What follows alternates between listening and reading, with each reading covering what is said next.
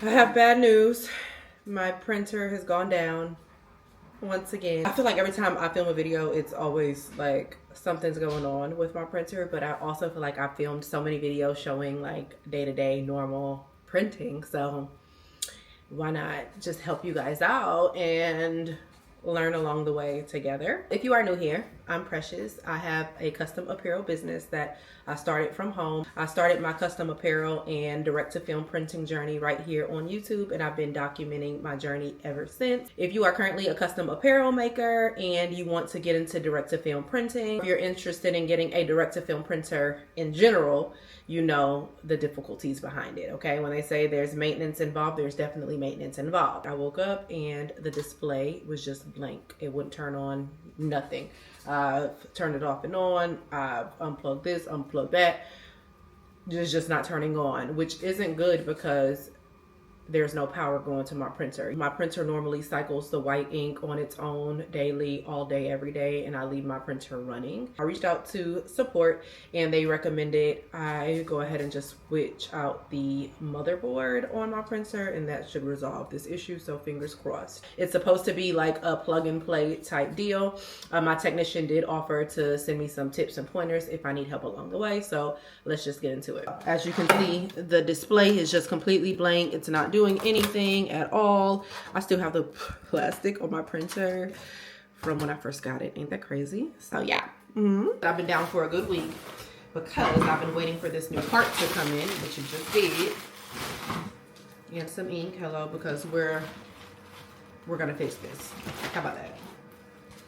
Packaged very, very well. This one's kind of heavy.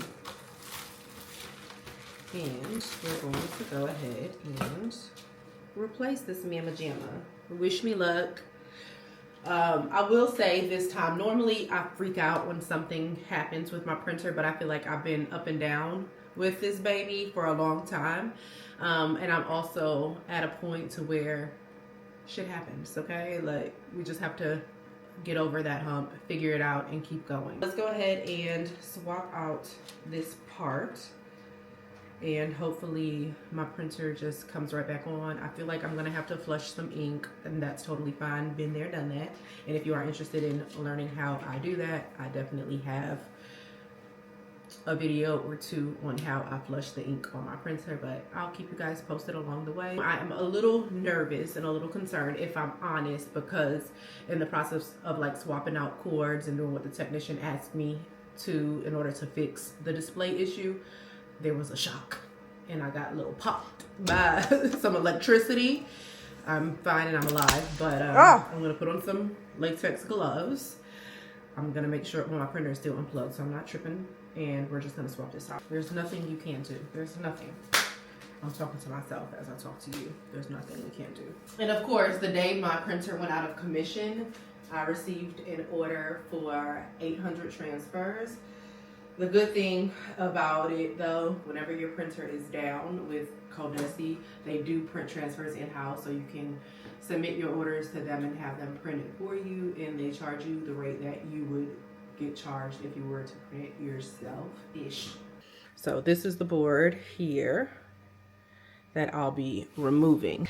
It looks like everything that has to be plugged in is right here in this corner and up top up here. So yeah, we should be fine. And I can't remember where this thing was plugged in at. This is the one that shocked me and I just like jumped. So I'm gonna go back and look at some videos to see where it was. So I'm gonna let this down. And then push this over. Come on, girl. All right, and that should give me better access. I just slid the print heads over. We're just gonna unscrew the four corners and we're just gonna replace it, you know? Let's take a picture, a screenshot. If you have a DTF printer, magnetic screwdrivers are your friend, okay? I feel like this isn't identical. Wait, is there a different? Oh no, this doesn't look identical to what I'm working with here. So I'm a little Uh-oh. All right.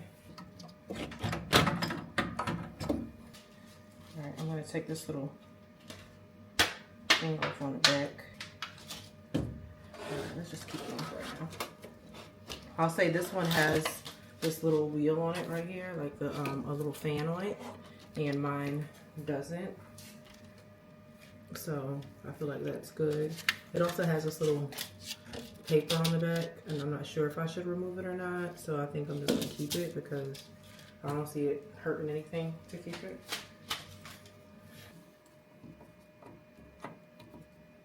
I need my nails done, don't judge me. I'm waiting for them to grow out because I want to change my shape. My technician sent me a picture of where everything goes on the new one, so I'm matching up everything now. All right, and there's this little black, like, I don't know, it's like a volt switcher. He said it's supposed to be up to 110. Here. It should be going upward, so I'll do that. So we're all plugged in. So here's the moment of truth. Do we just plug her in and turn her on? I think so.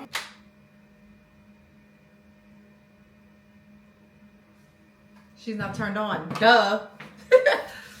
I was about to say that did nothing. Before, even with it turned on, this little light here would, you know, my printer turned on, this light here would shine orange, but the display was still off. So I'm going to turn her on and let's see, fingers crossed.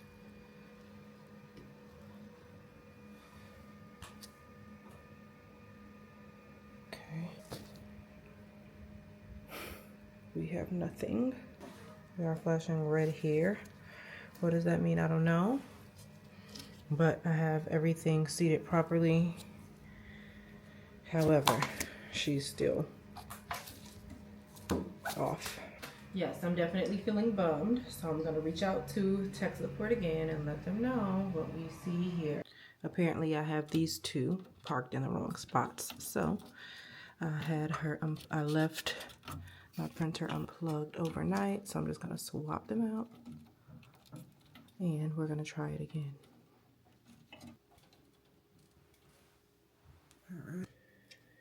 All right, she's on and she's making noise. Oh my God, she's working. Thank you, Jesus. Thank you, thank you, thank you, thank you, thank you. Thank you. So there's that. We're good. The light is now green. Green. I wish I had better news, but I don't. I wasn't able to figure out what in the world is going on with my printer.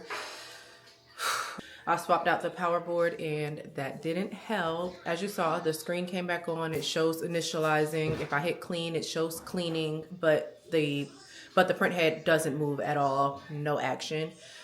Sadly, I reached out to technical support and I'm going to have to send in my printer for repair. Not happy about it. I have to pay a deposit and they'll go through my printer, all of the cords, all of the outlets, all of the boards, all of the connections with a fine-tooth comb and figure out what in the world is going on with my printer. The scary news is I have no idea what's going on with it. So if it's, let's say, a print head, which I know it's not a print head because the print head has nothing to do with any of this. If it's an expensive part, it's going to be scary. So God said, do not be scared, honey, for I am with you.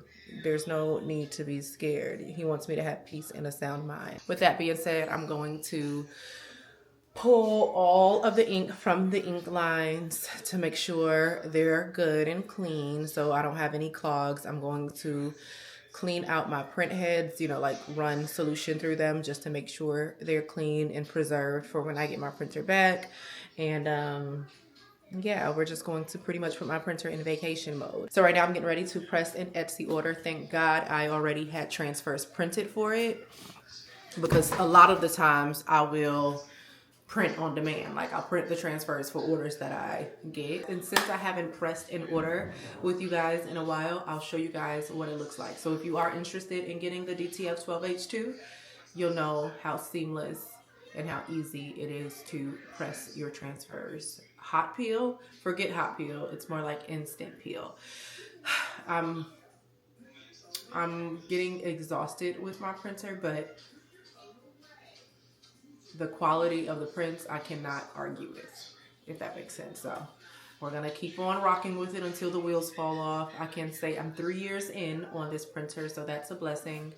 The manufacturer's warranty is just 1 year, so to be able to continue using it still after that time and use it to run my business is definitely a blessing. So if you are interested in getting this printer, I will totally leave it linked down in my description bar. Make sure you use my link, okay, before you buy it, so they know that Precious sent you. Okay? Thank you. Bye. I normally keep my heat press set to 300 degrees. I always take out the first tag. I don't understand why people don't. And this one has a size on it, so we'll keep that there. We're gonna go ahead and do our pre-press, which takes any moisture out of your garment, whether you see it or not. Your shirt has moisture. I always put a tag on my garment because yes, Gildan made the shirt, but I brought it to life. So I'll take this, we're gonna put it underneath the tag here. We're just gonna press it, and we're just gonna press it for 15 seconds. And the heat press that I use and I love and I stand by is the Stahl's Hottronics Fusion heat press. The best heat press on the market. I have to give them that. I wish they'd send me one for free. Hello? And it's an instant peel, so you don't have to wait. You just snatch her right on off. All right, and then I cover it with a cotton shirt. And this pretty much helps grab that ink into the fibers of your t-shirt. And press it for about 10 to 15 seconds. And then flip it over and we'll do the same on the back. Package her up and send her on the way. So cute. I'll just flip her over and we'll do the back transfer. So it literally takes under a minute to make a front and back shirt with the Ruxafin transfers. And they adhere to any fabric in under 15 seconds using a commercial or a Cricut heat press. You don't want to use an iron. No, people ask me that all the time. Not a good idea. Some OGs feel like they can use an iron and it works out, but I disagree, okay? With an iron, let me turn around and talk to y'all because y'all need to understand this.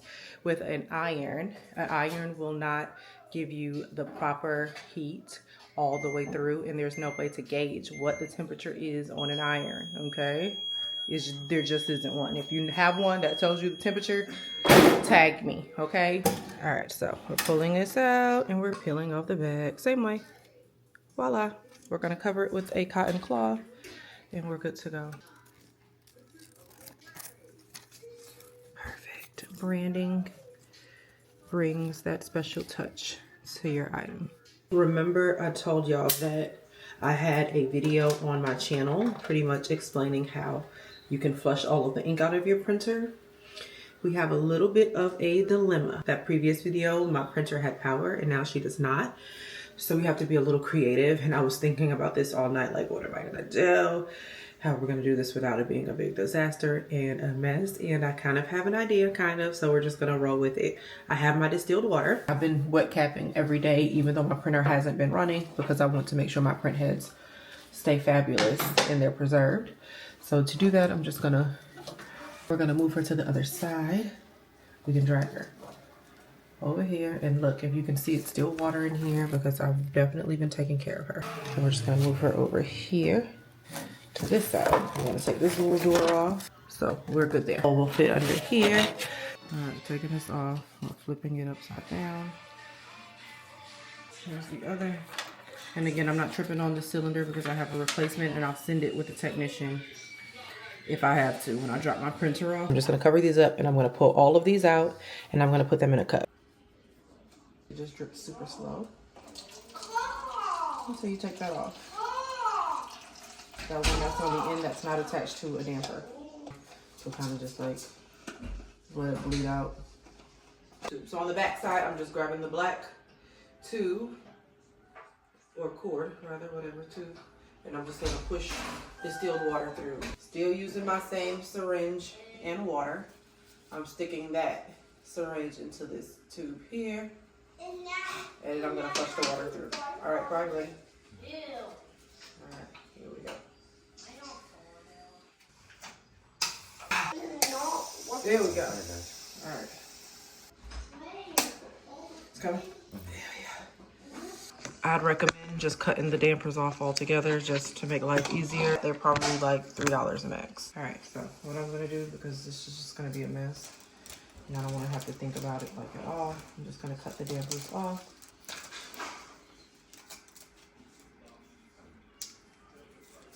So I have everything all ready and set and flushed. Looking good and clear and pretty. Slide her all the way over here.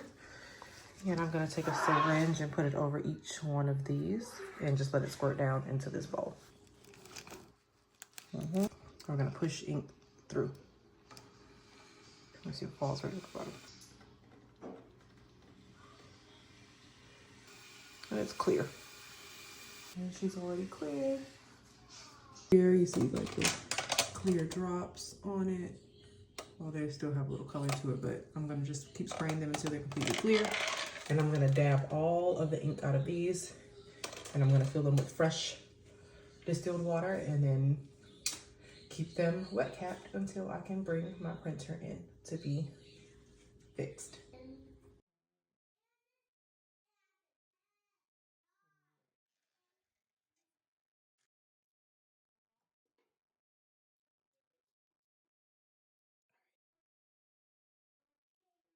All right, that's it, that's all. We're gonna wrap this video up here. Hopefully when we see my printer again, Big Mama is up and running. Any piece of advice that I can give you is to do your research before deciding to jump all in for a direct-to-film printer, especially one at this size, because it definitely is an investment, but you have to be ready for it. You have the clientele, go for it. If you're making shirts every weekend, go for it. If you're printing transfers at home on a smaller desktop direct-to-film printer for people in your neighborhood, for schools, for your church, go for it. Having a big printer like this is only going to help you scale your business and allow you to be able to do a lot more work, okay? And get a lot of things done and to make more money. And that's the goal. Definitely be prepared to do some troubleshooting, but most of all, make sure you're choosing a company that provides technical support, okay? Because if not, yeah, that's all I'm gonna say. If you are interested in buying your own direct-to-film printer, please follow my channel. I have a lot of videos from the beginning, from when I started direct-to-film printing. Thank you so much for watching. I'll see you guys in my next video.